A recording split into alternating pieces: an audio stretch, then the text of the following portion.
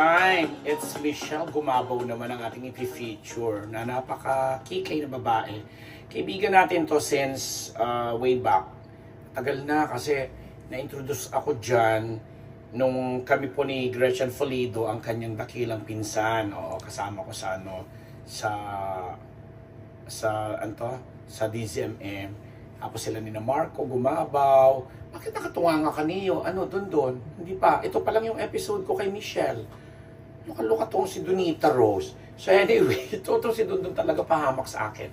So, ngayon po, nagbabalik showbiz na siya. Nagbabalik kasi sometime in 2014 or earlier, naging part na siya ng PBB eh. Pumasok na siya doon. And then when she got out of the house ni Kuya, that was the same time na nagsisimula ng makilala ang professional volleyball league dito sa bansa. Hanggang sa ngayong 10 years after, pwede nating sabihin na it is now the #1 sport in the Philippines, with all due respect sa mga kagaya ko rin na mahihilig sa basketball. At for the longest time, nag-cover po ako ng basketball via PBA and now MPBL and PBL nung araw. So, kaya ako sinasabing #1 na siya ngayon kasi base po sa attendance, sa ang support ng crowd, pag may mga dumadayo dito mga international volleyballs or volleyball players, both men and women, ito volleyball na talaga sinabi ko.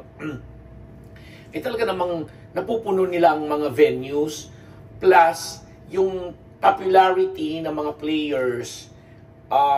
Hindi pa man nila na-achieve yung nangyari sa PBA during the time ni na Jaworski, hanggang kina Patrimonio, hanggang kina James Shop, etc. Hindi pa man maabot sa ganun, pero malapit na. Alam natin yun kasi ang dami-dami mga popular players ngayon na nanggaling talaga sa volleyball. And tumatawid na sila ngayon sa showbiz. So, again, bumubusina ako with all due respect sa mga kaibigan natin sa PBA or MPBL. Talaga namang sa ngayon kasi mas crowd drawer yun na lang ang politically correct term na gagamitin ko. Mas crowd drawer ngayon ang mga volleyball players, lalo na ang mga babaeng volleyball players. And isa nga si Michelle sa mga nagpasikat ng liga na yan na sinasabi natin ngayon ay bumabalik sa showbiz at kamakailan sa pagharap niya pagharap niya sa mga kaibigan natin sa entertainment media, naikwento na niya na ito na, sana magtuloy-tuloy na because at her age now, parang ito na lang yung gusto niyang balikan na karera, bukod syempre sa paglalaro pa dahil kaya pa niya physically. Although sinasabi niya na nagpapahinga siya ngayon ng konti, pero naniniwala pa rin kami, lalo't magsisimula ngayong August, may liga na naman ng mga malalaro volleyball. Maglalaro pa rin yan si Michelle. Believe me, na talagang every time na napapanood namin sa very recent niyang team ngayon na ang Creamline kung saan siya nabibilang, makikita mo talaga ang kanyang husay, galing pa rin, ang lakas pag pumalo, ibang klase. Kaya nga na-joke namin na, ikaw ba, kung sakasakali mabigyan ka ng role sa showbiz na sasampaling ka, papayag ka, tapos sabi naman, okay lang, basta mananampal rin ako. So, ay nako, kawawa naman ang masasampal mo. Kasi sa lakas mo nga manampal ng bola sa loob ng volleyball court, tiyak titibo. Masasampal mo, special kung dala-dala ka na ng character, no? And to give you a briefer, mabalik lang natin, kasi kanina sinabi ko na matagal ko nang kilala at nakakasama yan si Michelle, hindi lang sa mundo ng volleyball, kundi dito na rin dahil nga for the longest time na more than 10 years ko rin po nakasama sa teleradyo itong si Gretchen Folido, isa sa pinakamagandang news anchor natin na napapanood natin sa TV Patrol via Star Patrol.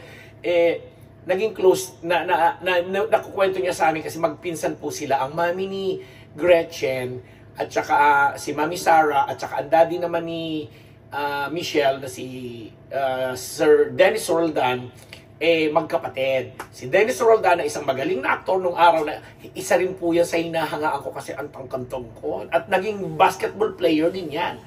Ang tangkad, ang sexy. Alam mo ba doon? Nung araw sa magazine, may mga tinatawag tayong mga pin-up cover. Yung mga spread na sa gitna. Pag in-spread mo ng ganyan yun, kikita mo naka-trunks o di kaya ngayon ang tawag natin yung mga sorry for the term, pero yun naman talagang tawag, yung pek-pek short, mga ganun. Sila panahon ni Philip Salvador, Matranillo, Ruel Vergel de Dios, hanggang sa mga Gabby Concepcion, William Martinez, Albert Martinez. Pasaksihan talaga sila. Isa yan sa mga may pinaka-sexing pangangatawan si Dennis Roldan, na hindi pa uso nung araw yung mga nagpapa-abs, na gaya ngayon na may makikita may mga pandipandisal.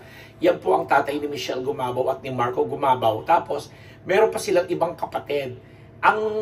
Sa pagkakatanda ko, sa kinikwento ni Michelle, sila mismo, sa daddy niya, meron siyang iba pang mga kapatid na umaabot yata sila ng 8, kung hindi ako nagkakabali, 8 or 10. Correct me if I'm wrong sa mga mas nakakaalam, kasi hindi naman showbiz yung iba. Kasi pinag-uusapan natin yung showbiz lang na andyan dyan si Paulo Gumabaw. Tapos relative din nila si Barbie Imperial. Si Barbie na bilang taga-Albay. Kasi ang nanay naman po ni sa mother side naman, ang nanay naman kasi ni Michelle, si Tita Loli Imperial, is isa sa pinakamagagandang Uragon. O, di ba ba? Magagayon. Taga-Albay. Ang mami niya yun, sila ni Marco ang naging produkto sa marriage, tapos yung mga ibang kapatid nila sa tatay na. So, and alam naman nating lahat na nakakulong ngayon yung father niya. Lagi niyang dinadalaw, at least daw once or twice a month, nagkikita-kita sila dun sa kulungan, nagbabanding-banding sila magkakapatid, at pati yung mga kapatid niya sa labas, sa iba, na ayokong sa paggamit ng sa labas, kasi ang sabi ni Michelle, hindi niya kinukonsider na kapatid sa labas, kundi talagang magkakapatid, na kahit magkakaiba sila ng nanay. So, to cut the story short, yung mga ganung kwento, aspeto ng buhay ni Michelle, very showbiz, kasi ang kanyang tita na aktibo rin, kaibigan ko rin po, si kapatid Isabel Rivas, isa rin naman sa mga di-calibre nating mga character actresses o character actors na tinatawag in general, na ang husay-husay din at aktibo-aktibo pa rin. Plus yun na nga, may Gretchen, si Mark of course, na younger brother niya, na syempre sinusuportahan niya sa kanyang love life. Kahit nung hindi pa siya nag-artista, laging natatanong sa kanya, pabor ka ba kay Marco na karelasyon ngayon si Christine Reyes, blah, blah, blah, blah, and so on and so forth. So gano'n, sabi niya, at least kahit paano hinga siya ng mga tips ngayon. Hingi daw siya ng mga tips ngayon sa kanyang brother in terms of acting, because she wants to try acting this time.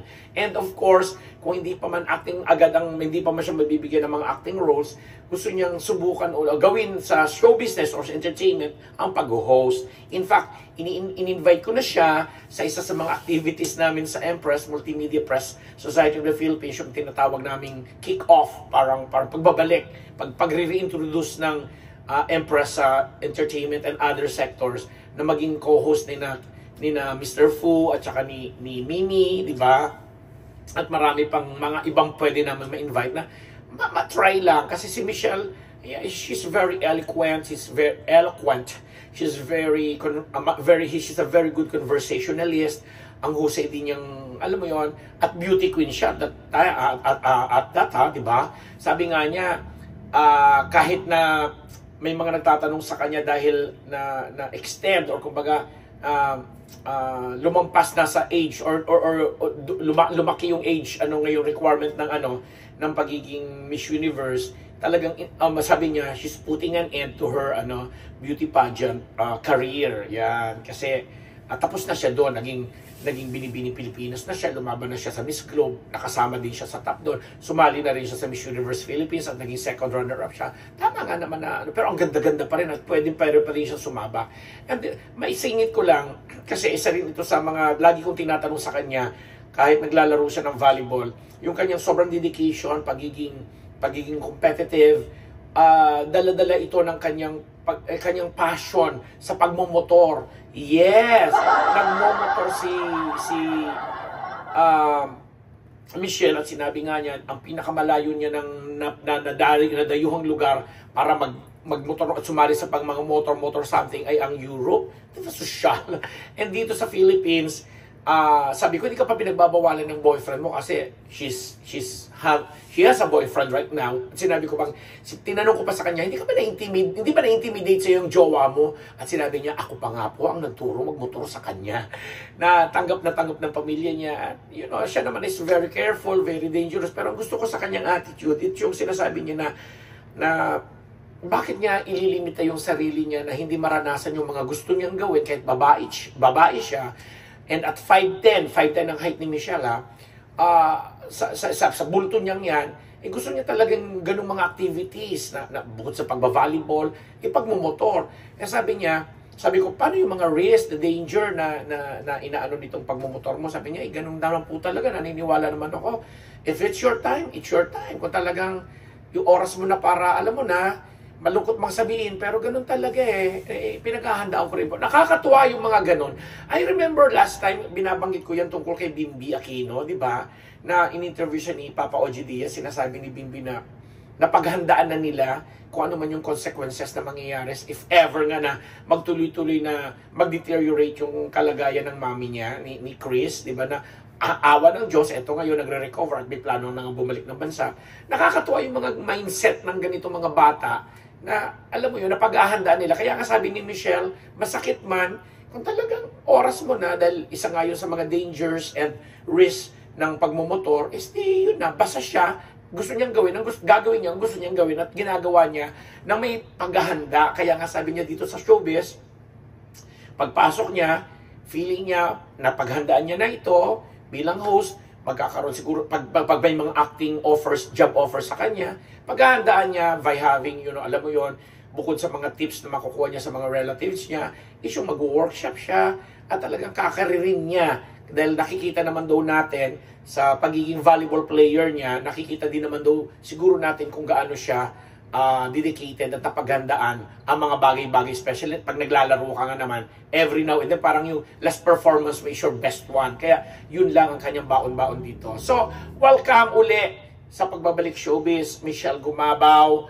and isa ka ngayon sa mga matatawag naming napakagandang additional Diyosa ka ng volleyball court, magiging Diyosa ka rin ng pag-host at ano pa mang mga activities or involvement na magagawa mo at may i-offer mo sa show business, di ba? Sa aming entertainment world. Di ba? Bilang ako'y tumatawid-tawid rin naman ako sa showbiz, sports at iba pa, di ba? So magkakakilala tayo, may pagsasamahan tayo mga gawain, asignatura, trabaho at iba pa. Wini-wish ka namin ng good luck and welcome. O, di ba? At wish namin na yung pagiging kikay mo, pagiging bungis-gis mo, sana makita ng marami yan sa mga proyektong gagawin mo dito sa showbiz. Hindi lang yung pagiging action star na gusto mo, na pinapangarap mo na, sabi mo nga, big fan ka ni Angelina Jolie, lalo na sa kanya mga Lara Croft roles na ginawa sa pelikula na gusto mo rin gawin sana. So yun na, magiging action star ka, magiging komedyante ka, magiging host ka, saan ka pa na na-involve na rin siya as a beauty queen, magaling na volleyball player, nagpolitika na rin siya. Yun na, buong-buo ang isang Michelle Gumabaw at yun na nga, yung love life siguro andyan lang yan bilang inspirasyon, di ba? So good luck sa you, Michelle, and welcome sa showbiz again! Ako ang inyong lingkod, Unbearable Robert Nabos. Nagpapasalamat po sa inyong lahat dito lamang sa Unbearable Channel!